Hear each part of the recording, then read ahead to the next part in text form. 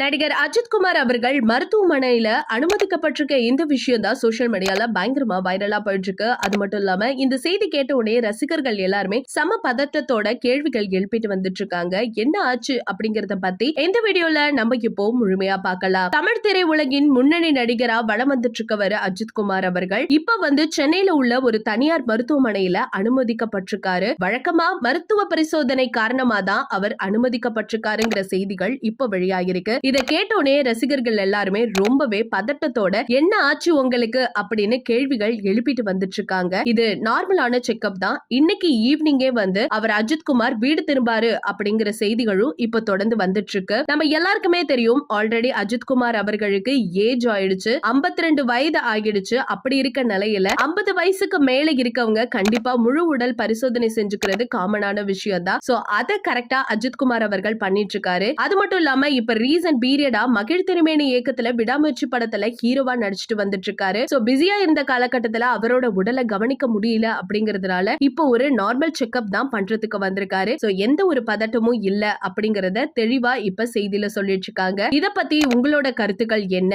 அப்படிங்கறத மறக்காம நம்ம கமெண்ட் செக்ஷன்ல ஷேர் பண்ணிக்கோங்க.